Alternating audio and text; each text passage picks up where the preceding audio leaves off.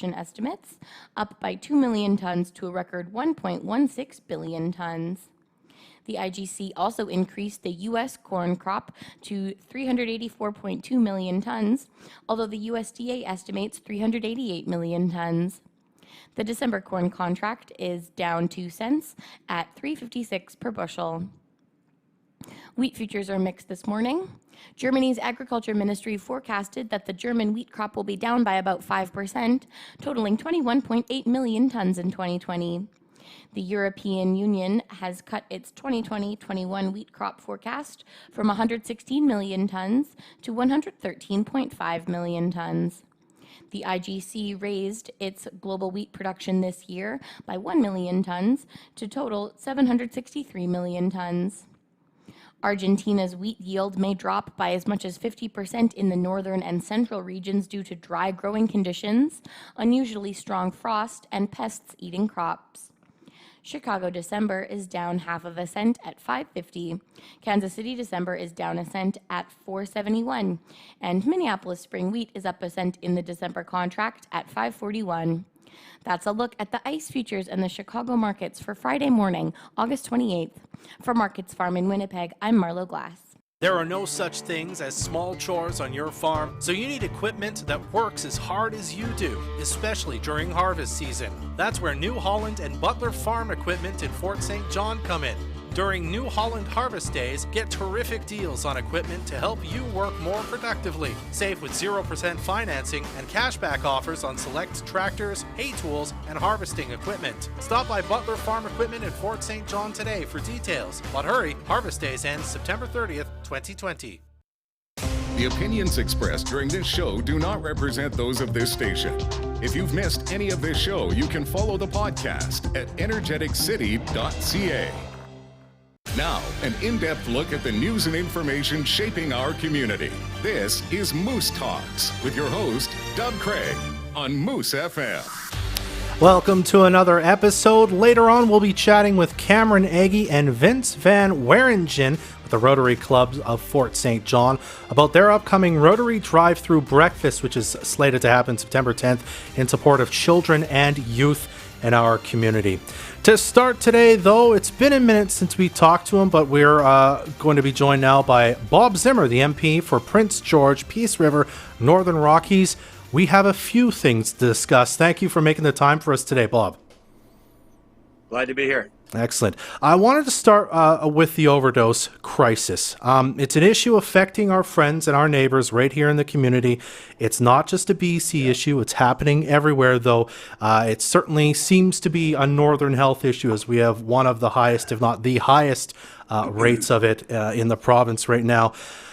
I guess my question to you as an MP is, what do you think the federal government should be doing to respond to this? As the BC government can do things, the municipal government can, but the federal government, what are you hoping to see from the Liberals, and hoping that you can maybe help to do something about this crisis when the fall session opens up again, and even before? Yeah, we've been working on this for quite some time, and a big part, especially in BC, is we see the drugs coming in mainly from China into British Columbia, and it's coming into Canada through the Western corridor. So I think we need to do a lot more there, just in terms of border security, the containers that they're coming in on. We need to simply put men and women out there to be scanning for these drugs so they just don't enter Canada in the first place. I think that's where the biggest problem lies. And I know there's a big debate whether legalization or decriminalization is the way to go. I've talked to many former addicts, actually one very significant addict that's a proponent of helping those addicted to substances in the province, and says that really to sustain users in the current state is really not the way to go. We want to see these folks get better and get off these drugs and have their lives back again. So there's two different strategies. I think the Liberal government's coming on from that one perspective is the decriminalization, but I wouldn't agree with that. I think the best course going forward is really to see them get the help they need to get off these drugs.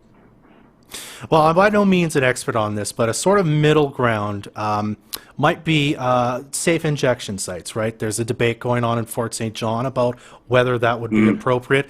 We see that in places like Vancouver. I think there's one in Grand Prairie across the border. Is that something you and the Conservative government would support as another way of helping to deal with this, in addition to, as you say, stricter border controls that you would advocate for?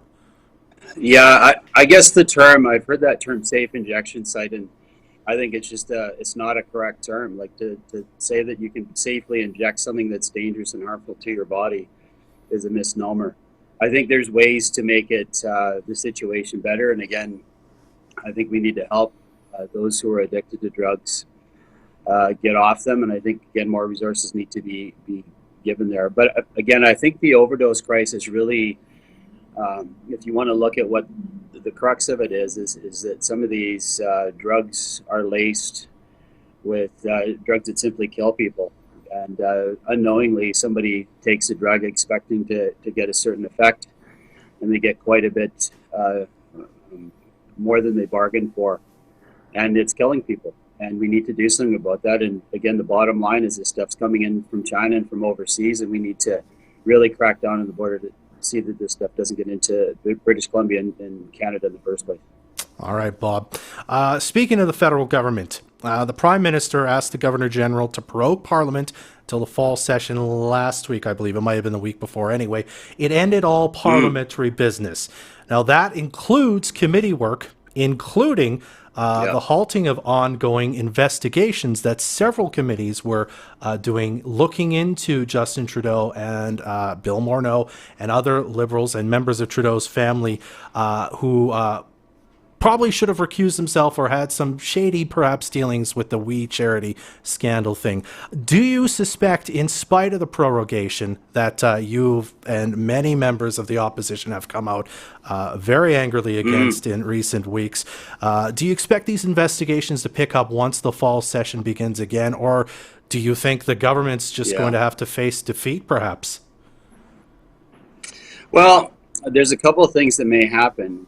I've always speculated that there could be a fall election. So what may happen is that once the prorogation is done as of September 23rd, the government or the Prime Minister might simply ask to call an election, and away we go.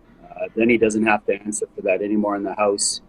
All the weak questions amongst many of the other scandals that are plaguing this government. So that may happen. If we do come back, it's going to be a challenge for them, because we're definitely, the We situation is just getting started. The We organization, there's a lot more on that particular organization, and its ties to the cabinet, the current cabinet in Ottawa. So I think that story is not going away. Every story seems to have its, people get tired of it though, and they get tired regardless of how much it's a problem. People eventually get tired of an issue. So, but anyway, we're going to do our best to bring forward the issues that are coming out. I just posted something yesterday about another spending situation with former Minister McKenna, $146 million. And it seems like situation after situation after situation, they're looking for ways to sort of game the system to get money to their friends. And they're using taxpayer money to do it. And it's just unacceptable. Plus, we see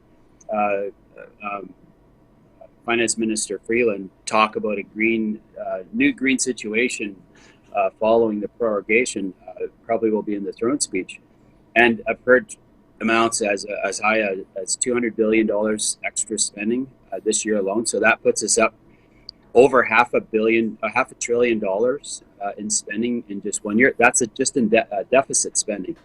I would like to add to that. So where we're going from here is just a scary place, and our economy's not doing very well. I don't know if you saw the numbers this morning that came out, doing very bad. 38% drop in GDP.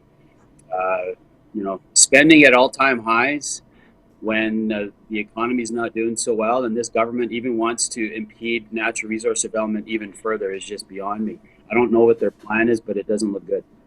Now, with that in mind, given this situation, the We scandal, the deficit numbers, these things, many things going on, do you foresee the Conservatives working with the Liberals at all if they do things that make sense to the Conservative opposition in this sense? Will you support things that they say, we're going to do this, we're going to make changes, perhaps to, keep a government going in this sense? Or do you think, and we'll talk about the new leader in a moment, but do you think you're not going to support this government anymore and you'd rather just see it defeated and perhaps see an election? Well, I think for the good of the country, we need to see a change. But I will say, though, I've always said, regardless of whatever party's bringing the idea forward, if it's a good idea, it's a good idea. Mm-hmm. And so I wouldn't just support or not support an issue or a situation or law or bill based on the party that brings it forward. If, again, it's a good idea, it's a good idea. So I wouldn't say that we'd absolutely block everything. But, we're wanting a change in government. We have our leader in place now, and we're ready to go. The Bloc, my understanding is they're ready to go. I think the real party to ask is the NDP, because right now they're all that the Liberal Party needs to prop them up and to stay in power in Ottawa. So Jagmeet Singh needs to answer if he's ready to pull down the government. We've heard rumors that them as a party are not doing very well financially. They didn't do very well last election. So are they going to want to go into another election within a year's time of the last one? Hard to say. But my hope is that I'd say the big shift that we saw, there's a shift from Justin Trudeau deciding to pull down his own government to get a majority. And before the Wee scandal, he was in the majority territory after spending all that money. But now it's really in the opposition's court to decide if we're all going to agree to pull them down. And my hope is that the NDP finally agree and that we do it. All right, Bob. You mentioned the new party leader. Erin O'Toole's been leader less than a week at this point. He is a sitting MP, which means he'll be right in the House when the fall session starts. First of all, I got to mention the election process because it was a little bit of a mess. At least it looked like it. It went on and on for hours and hours.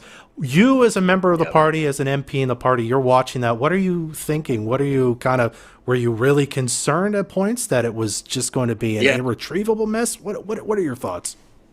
Well, I'll be blunt. I mean, I was sitting, if some were watching the results, I was sitting right behind Peter and Nazanin because I was part of the Peter MacKay campaign. Mm-hmm. And we were watching this unfold and we just thought it was brutal.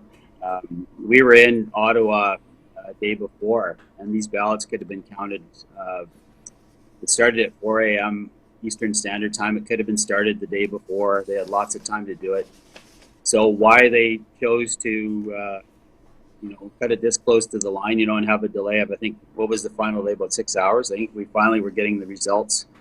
It was around midnight Ottawa time. So it's ridiculous, and it doesn't reflect well on us, but my trust is that our new leader will make sure that improvements will be made to the process so it doesn't happen again. Mm-hmm. Speaking of the new leader, what are you hoping to see from him, and what do you think he brings to the table as a parliamentarian and as a leader, leader, prospective leader in the House that maybe your former leader, Andrew Scheer, lacked? What do you think a big difference will be, or differences? Yeah, well, Andrew and Erin are two very different people. I think what Erin brings is a strength to the House. He's very well spoken. I don't know if many know this, but he was my seatmate. So after he won the by-election, when Jim Flaherty had passed away, he sat right next to me for 6 months. So Erin and I know each other fairly well. Mm-hmm. He's a very good orator. He's a very good speaker. I would say I'd compare him to Churchill in some ways. He can deliver a really good speech and speak very well. He's got some fire in his belly, and I think that's what I really appreciate about him. He's going to fight. And I think our country needs a leader like that that's ready to fight. I think our constituents and our supporters are, we're the nice guy oftentimes. But I think somebody that has some fire in their belly that's ready to take on sitting government, again, with some fire in his belly, is more than welcome. And Canada needs it. Okay, and that's very broadly speaking, but the man you were supporting for leader, Peter MacKay, sadly, who lost, he, in general, and again, broadly speaking, he was seen to have had more progressive tendencies in sort of his policy ideas than some of the other candidates, including Erin O'Toole. Are you concerned at all that perhaps, given that we've got someone like Erin in, who's maybe more like Andrew Scheer than he is Peter MacKay in terms of their policy stances, that it'll be tougher now to invite people who maybe voted for a Liberal government last time to vote for a Conservative option that's going to maybe look similar to what we've kind of had recently in terms of policy. Yep. Well, it's a good question. I think ideologically, that's one thing we've known early on is that Peter and Erin are very similar individuals. They support very similar in terms of, you said progressive views. They're very almost identical views. I guess the question is whether the Canadian public is ready to support somebody like Erin or Peter. My attraction to Peter and to be part of his team and was the simple fact that I've made this analogy many times. There's only about 33% in Canada that are affiliated with the Conservative Party or called conservative. So for us to win an election, we need to draw in some of that 10% that typically doesn't identify as a conservative. Mm-hmm. So how do you do that? You have to appeal to them in some way, whether they're from Toronto or Vancouver or Montreal or any of these urban areas. And I think people like Erin or Peter have that ability to do that. So it remains to be seen. My hope is that Erin can do that and we can do that as a party and still remain true to our values. I'm still very much the same guy as when I started in this business back in 2011, almost 10 years ago now. But again, I think we as Conservatives need to draw on those people that don't typically identify as Conservatives. And again, that's simply what we need to win. We need about 10 to 15% of those individuals to vote for us next time that didn't vote for us last time. All right, Bob, we're going to have to leave it there for now. But again, as always, thank you very much for making the time with us or making some time to speak with us today. Oh, no problem. Thanks for the opportunity. Appreciate it. Absolutely. All right, we'll be right back with Cameron Eggie and Vince Van Wieringen right after this on Moose Talks. One thing is for sure, riggers get filthy, and Soap City Cleaning is in the business of making filth disappear. We provide industrial rags and wipes to oil field companies in the North Peace region, along with cleaning of coveralls, gloves, and any other oil field attire. Plus, with our pickup and delivery service, we have the most efficient turnaround times for even the busiest rigs. One thing we've never said is, that's too filthy. No job is too big or small at Soap City Cleaning. See for yourself on 95th Ave or online at soapcitycleaning@gmail.com. The Moose FM Block Party presented by Ford City Chrysler is back for 2020, but with a twist.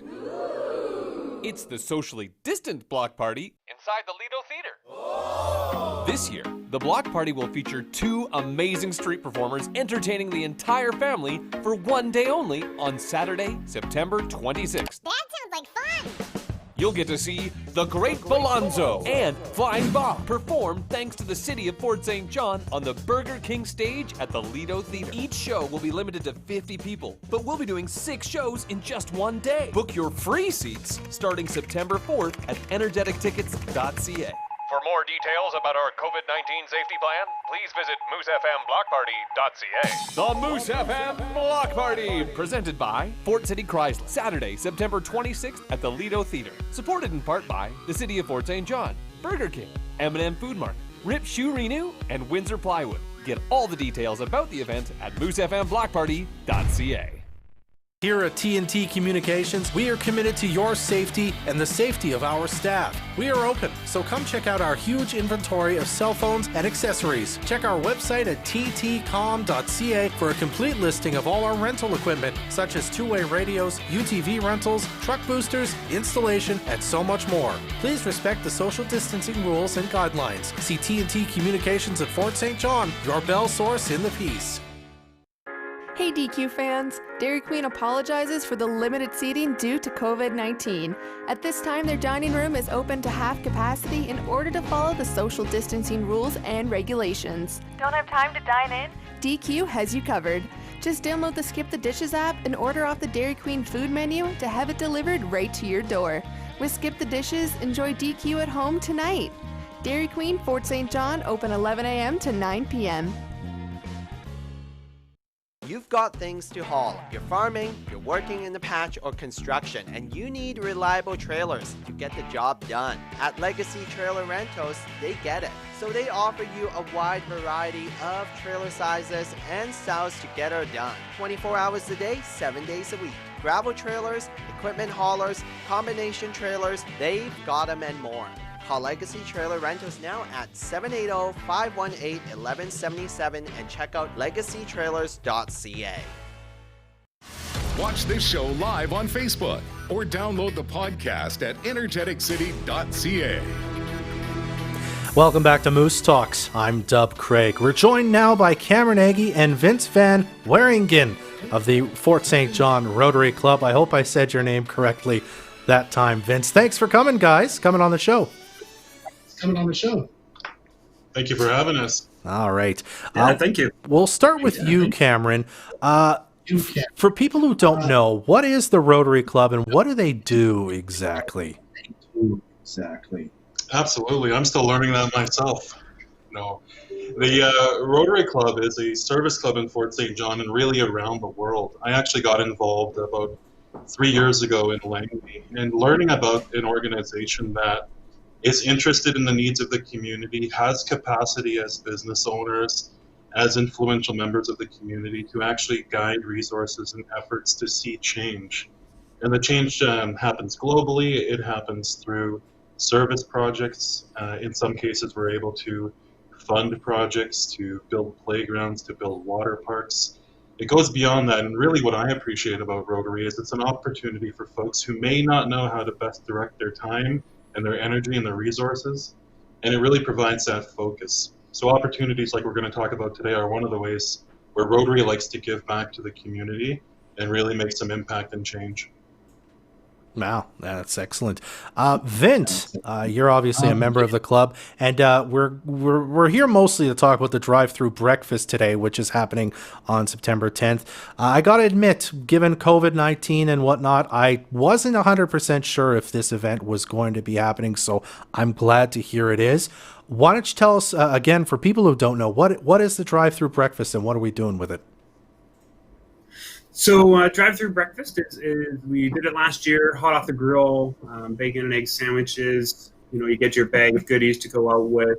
This year we are contributing the money to the youth and children within Fort St. John. Yes, you're correct. With COVID, we weren't too sure how it was going to go down, but we have worked with our health authority in making sure that all COVID protocols are being met and that we're able to do it. Luckily, being a drive-through breakfast, there won't be a congregation of people, so it allows us to do this and raise some funds for the youth and children here who, through these tough times, are also, you don't really see it as much in children as you do in businesses and adults and stuff, but it was definitely something close to the heart of Cameron and the membership of the Rotary Club for this year with youth and children for the event. Okay, now I want to mention, as I did lots last year, Vince, you're a Red Seal chef, as if I remember. So these are going to be exceptional breakfast sandwiches that you're making, correct? You bet. Last year we did 1,200 sandwiches. Wow. We had planned on about 700, and the community really showed up. The pre-orders that we had were about 700 the morning of, and we did about 500 drive-through sandwiches that day. So it was very successful last year, and the community, again, has shown up big this year with sponsorships and pre-ordering. So pre-ordering is able to be done through our Facebook page. There's a pre-order form, as well as people can contact myself or contact us on the Facebook. Sponsorships like Murray GM, Butler Farm Equipment, our local MLA Dan Davies, DGS, McSuds, Canadian Tire, GFL Environmental, Alaska Highway Auto Body, Auto Glass, and Bronze Flooring, Trim Tech, Sterling Management, York Later Mine, Pim's Production, Pat's Auto Supply, MMP, Canadian Grind, Bold, Sun FM, The Bear, Alaska Highway News, Ideal Office Solutions, EPSCAN, and of course, Moose FM have all shown up and made this huge contributions this year. So we really look forward to giving this all back to the youth and children within the community. Absolutely. You read half the business directory of this town there, Vince. That was impressive. I don't know who the most appropriate person to answer this question is, but I believe last year the focus was on buying kind of school breakfasts for students around Fort St. John. Now, is that sort of included in what you're saying this year when it's going to support youth and children, or is that different? And out of curiosity, why did you make the change in the wording or how the money's going to be directed? answer that, Dub. One thing that we like to do every year is to evaluate our impact. And this year, what we've done is we've not really changed the beneficiaries of anything, but we've actually expanded our reach. I see. And we've developed what we would identify as 4 pillars of influence that we would like to have this year in Fort St. John. That being seniors programs, children and youth, homelessness and poverty, and literacy. And so of these 4 pillars for this event, we chose children and youth programs. And what it does is allow the committee to go into the community and say, okay, well, this year's school looks different. Will that difference have an impact on need? Are there other organizations that are also feeling the stress of COVID-related situations? So the committee, led by Vince, has narrowed down a number of organizations that will come to us over the month and discuss their need, their operations, and that way we're able to expand our reach and really look at a situation this year that could most benefit from some of the finances. Since the inception of this program, it's put over $30,000 back into the community. So the costs are very low. The donation for this sandwich primarily goes right out the door into unrestricted funds to which our club is able to direct right back to Fort St. John. I think that's the beauty of this event, because the money in, money out is so close to the same, and actually we see the impact quickly. And one thing we want to do is not tie organizations around what they have to buy, but really work with them to say, what are your greatest needs? How has COVID impacted your operations? And we've heard from several in the community of real cost crisis that they're in that they did not expect. And so it's really encouraging for us to see all of these partnerships, pre-orders, and we've even talked about this is a great opportunity for businesses to maybe buy a breakfast for their customers, to buy a breakfast for their staff, because there's just a lot of ways that this can be used. And it's just really exciting for us as a club, because we didn't know how COVID would impact our own fundraising. What we're seeing through the event and what we're seeing through a lot of the work that's been done so far is that it's actually benefiting us, and that people are recognizing the need is increased and they're really stepping up. So we're really encouraged. Wonderful. One last quick question for you guys. I think, Vince, hopefully you can answer this. You had mentioned the 1,200 sandwiches that you sold last year.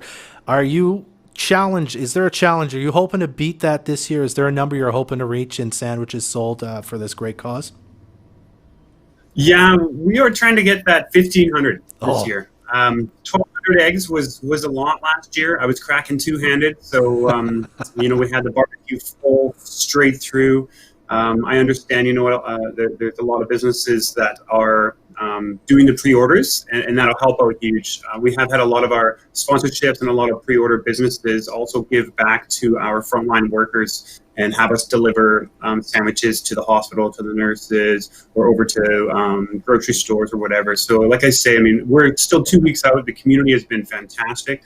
The giving we have seen, not only the Rotary, but the fact that businesses are saying, please take 20 sandwiches to our frontline workers, is so encouraging in the community of Fort St. John.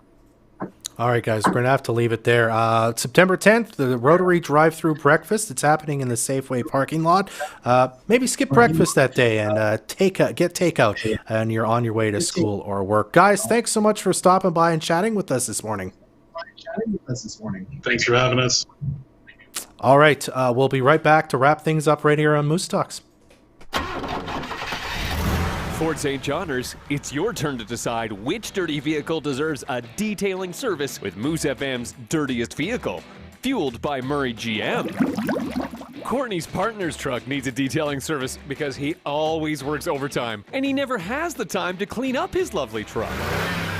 Vote now at moosefm.ca under contests. Moose FM's Dirtiest Vehicle, fueled by Murray GM. If you're looking for hassle-free internet services, call the Peace Region Internet Society today. With coverage throughout most of the Peace, PRIS can get you connected quickly without the hassle of contracts or bundles. Visit PRIS.ca or call 1-800-768-3311 for more information. Our community first. This is Moose Talks with Dub Craig on Moose FM.